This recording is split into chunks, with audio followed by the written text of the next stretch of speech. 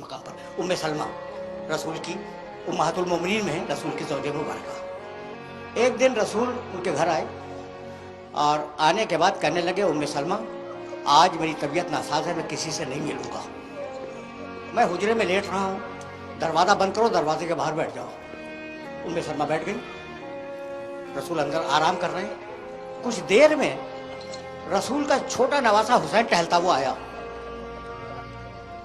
सुनने की बात है, जब बड़े बड़ों ने इस रिवायत को लिखा है, और उसने अंदर जाना चाहा। उम्मे सलमा ने रोक लिया, कहा हुसैन मत जाओ, तुम्हारे नाना आराम कर रहे हैं, उन्होंने मना किया है कि कोई दाखिल न हो। तो एक पता बच्चे ने मुंह उठाया, कहा नानी अम्मा क्या हमें भी मना किया है? कहा हाँ बेटा सबको मना किया है। रावी कहता है कि हुसैन पलटा बच्चा। एक मर्तबा हुजरे के अंदर से आवाज आई, उम्मे सलमा तुमने मेरे हुसैन को भी वापस कर दिया।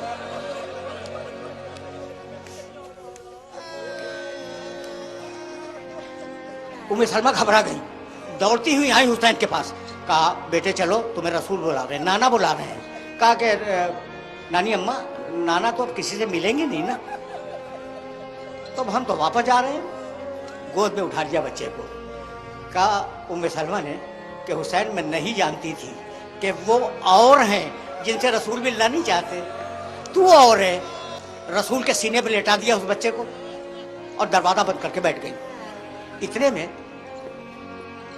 हुजरे के अंदर से रसूल के रोने की आवाज बुलंद हुई। बाहर से पूछा, या रसूल अल्लाह इजाजत है कि मैं अंदर आ जाऊं? कहा हाँ उम्मे सलमा आ जाओ।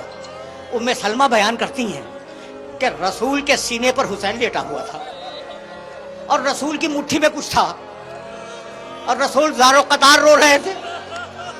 कहा या रसूल अल्लाह हुआ क्या? कहा जिब्रील आए थे, मुझे एक हौलनाक दस्त का मंजर दिखलाया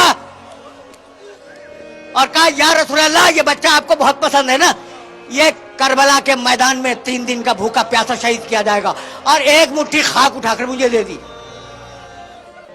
उम्मे सलमा ये मुट्ठी की खाक अपने पास महफूज रखो और इसे शीशी में रखना, रोज देखती रहना, जब तक ये मिट्टी मिट्टी रहे मेरा हुसैन जिंदा है, और जब मिट्टी खून बन जाए समझ लेना कि हुसैन शहीद हो गया। आए नानी अम्मा इजाजत है? कहा बेटे कहाँ जा रहे हो?